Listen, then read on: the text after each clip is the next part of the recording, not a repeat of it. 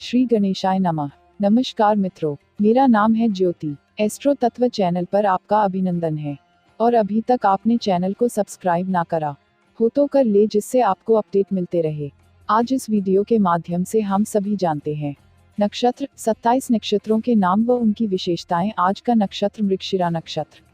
वैदिक ज्योतिषी के अनुसार नक्षत्र पंचांग का बहुत ही महत्वपूर्ण अंग होता है।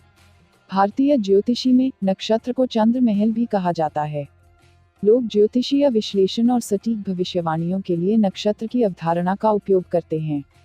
शास्त्रों में नक्षत्रों की कुल संख्या 27 बताई गई है।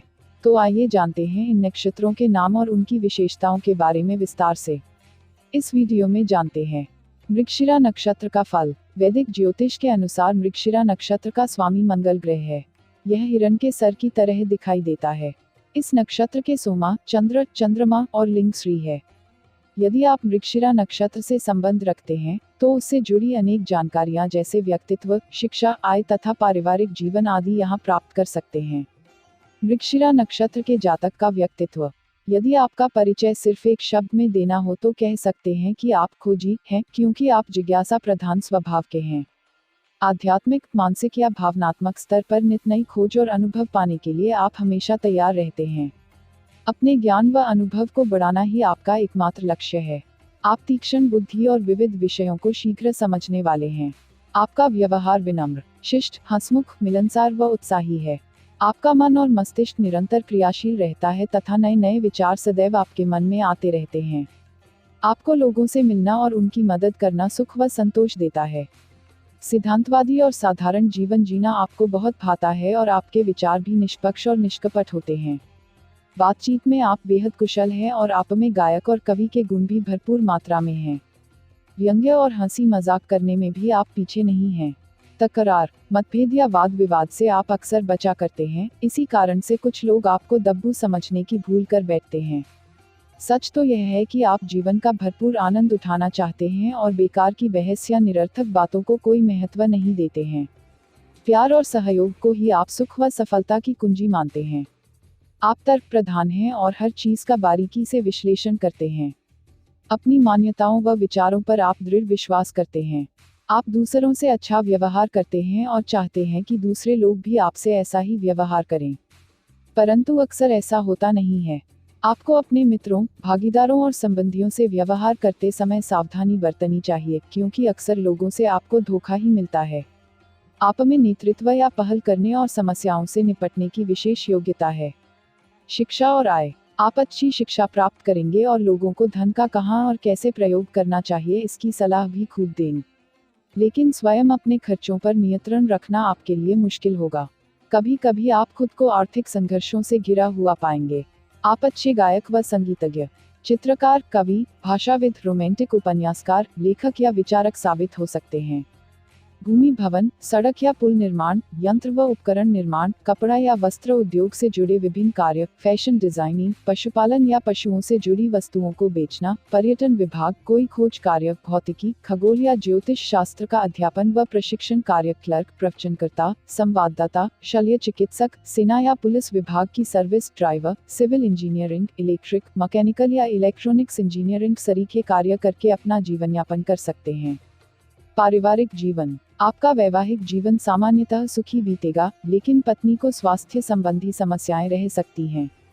दाम्पत्य जीवन का पूर्ण सुख लेने के लिए आपको हठी और संशयपूर्ण स्वभाव से हमेशा बचना चाहिए। आपके पारिवारिक जीवन में अनुकूलता धीरे धीरे आएगी यदि पति पत्नी एक दूसरे के दोष व दुर्बलताओं की अनदेखी करना सीख ले तो आप शिव पार्वती सरीखे श्रेष्ठ युगल साबित हो सकते हैं। 32 वर्ष की आयु तक आपको जीवन में चुनौतियों का सामना करना पड़ सकता है। उसके बाद से जीवन में स्थिरता व संतोष की स्थिति आ जाएगी और 33 वर्ष से 50 वर्ष की आयु का समय आपके लिए सफल व अनुकूल साबित होगा। नक्षत्र का पौराणिक महत्व जानते हैं और हमारे बनाए हुए सभी 27 नक्षत्रों वीडियो आप एस्ट्रो तत्व चैनल पर देख सकते हैं। पुराणों में इन 27 नक्षत्रों की पहचान दक्ष प्रजापति की बेटियों के तौर पर है। इन तारों का विवाह सोमदेव अर्थात चंद्रमा के साथ हुआ था।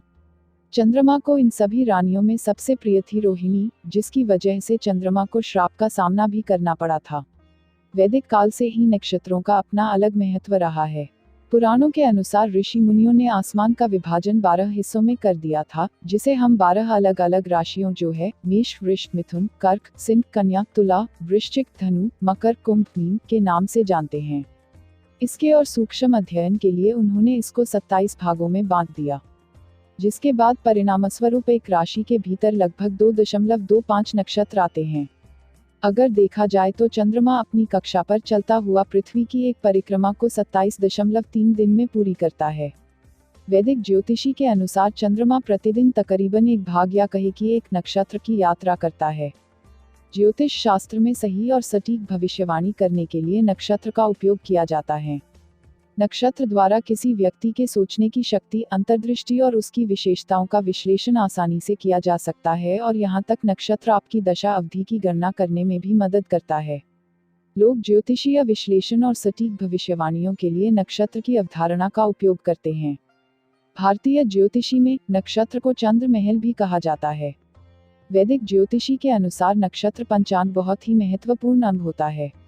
नक्षत्र और राशि के बीच क्या अंतर है, ये समझना बहुत जरूरी है। यदि आप आकाश को 12 समान भागों में विभाजित करते हैं तो प्रत्येक भाग को राशि कहा जाता है, लेकिन अगर आप आकाश को 27 समान भागों में विभाजित करते हैं तो प्रत्येक भाग को नक्षत्र कहा जाता है। जैसा कि हम सभी जानते हैं कि आकाश किसी भी वृत्तीय आकार की तरह 360 डिग्री का होता है।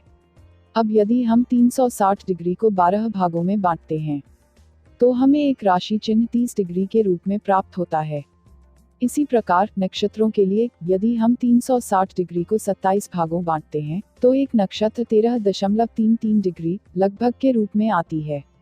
इसलिए नक्षत्रों की कुल संख्या 27 और राशियों की कुल संख्या 12 होती है।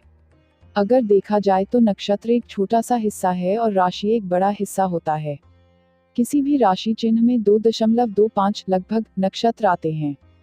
कैसे ज्ञात करते हैं नक्षत्र क्या है, जानते हैं।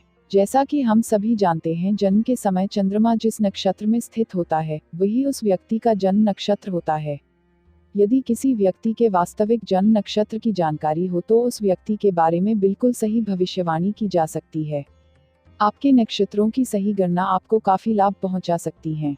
साथ ही आप अपने अनेक प्रकार के दोषों और नकारात्मक प्रभावों को दूर करने के उपाय भी ढूंढ सकते हैं। सभी नक्षत्रों के अपने शासक ग्रह और देवता होते हैं।